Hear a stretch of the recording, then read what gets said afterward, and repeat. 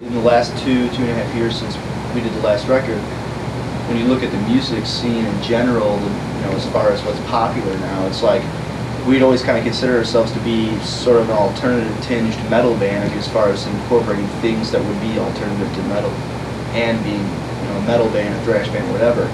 And at the time, it's like we never really would have a dream of being on MTV or being on mainstream radio at all.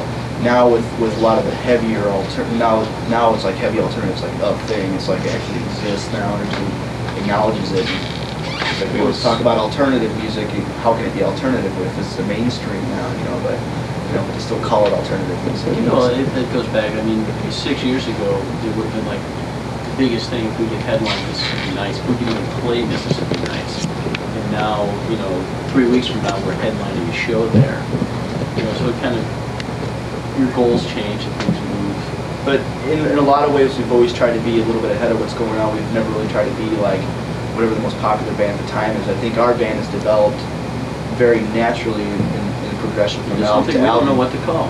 And hopefully the scene in general is starting to kind of come around, and hopefully the timing will be good as far as like having bands not be too heavy anymore. It's like people trying to be heavier and heavier. It's like now you've got the bands that weren't heavy trying to be heavier, and 5 years ago all the heavy bands were trying to be commercial, now it's like everybody's trying to go the other way. Well, hopefully we'll be like right in the middle somewhere, but we'll be doing our own thing, which we've always been doing.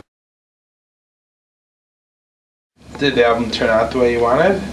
In the long run, yeah. We ended up, the board we were working with, the studio was here in town. It was like a basement studio type thing, but we got a really good deal as far as having a lot of time to track. But when it came down to the mix, it's all no automation or anything. We had really is like myself and Fuzzy, our engineer, just like 15 hands on the board trying to do all this shit with the effects and everything. And then we weren't real happy with what we turned out with what it turned out. So we Metal Blade gave us some money to go up. We went back up to Royal Recorders up in Lake Geneva where we did Manic Impressions, and they've got like fully automated SSL board and everything. It's the studio where Skid Row did their first record. And Empire was mixed there, among other things. But really nice facilities, The attitude we took this time, last time we did the whole record up there, and it's like really plush and everything, but really expensive. Really expensive, and it's like a lot of the times, like it's like got this just awesome, like a 30 by 30 drum room, and I'm in there doing vocals. It's like you're really wasting all.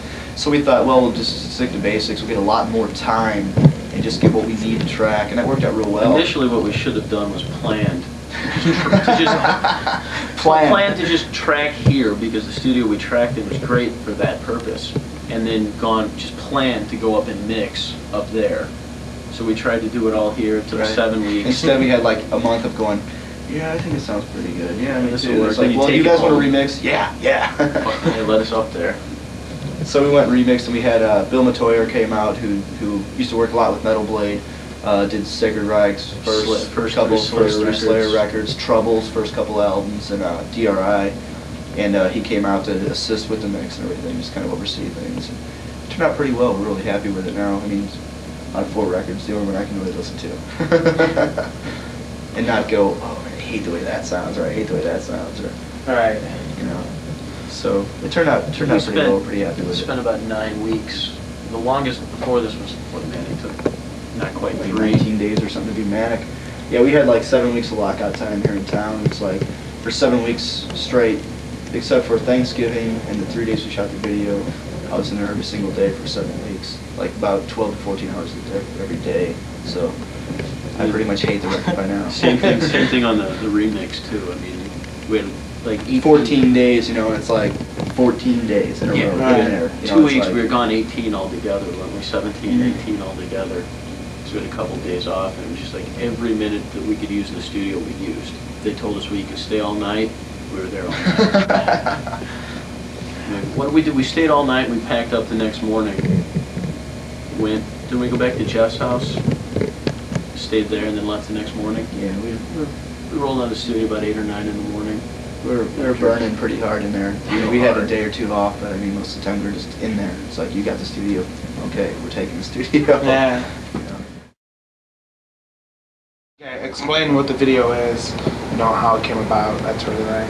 And basically, got this wild hair to do a video. Basically, a friend of the band who we've known for a couple of years now his name's Mike Hendricks. He's a film student over at Webster University here in St. Louis, and for his final project for his senior year or whatever, he got them to let him do a video of us. So we were like, we basically had to get, all we had to get in the budget was to pay for the film stock itself and the film to video transfer.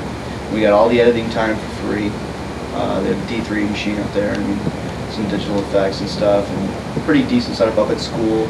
We were pretty much unlimited time, and we just basically we shot like 2 days in the film studio, the TV studio up at the university up there, and then there was a club in town here called 367, and a big stage. We got them to let us use the club for a day, no audience or anything. We just set up on stage and filmed like some performance stuff, and then just kind of we were had unlimited time to edit, and pretty much Mike and myself went up and put the thing together over months and months of arguing back and forth, but I mean, we finally got it finished. Did the Megadeth thing in a roundabout way and just took it to a college and said, okay, well, these are the creative people, the upcoming people, and we don't have a ton of money to throw around, so these guys need a project. They just put in like, what is it, a $1 or $2 million brand new editing suite, top of the line. Pretty nice setup.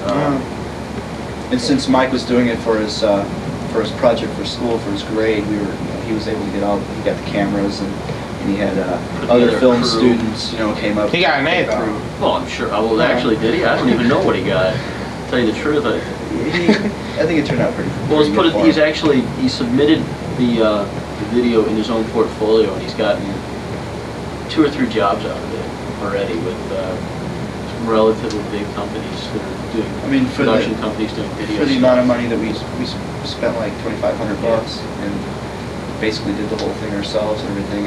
And for what we had, the amount of time, we actually did it while we were recording the album. So it's like we had to like huge pain. We were like literally had only probably been in the studio about a week and a half, and just enough time to get like rough tracks thrown together for the tune, and then went and like kind of lip sync to the rough mix, and then the following week we did another day. See, generally the way it's done is the band finishes the record, finishes the recording, then in between the time that the record is finished and being put together package-wise, that's when you film the video. But Mike was graduating in like December or January, so we had this time schedule we had to work against. So we were in the studio in like October, November, and so we had to go in. So things being shot before it's even really recorded. Yeah, I mean, we just had like the drums we mixes, kept. Everything else is pretty much done afterwards. Rough recordings, and we're syncing along to that for the video.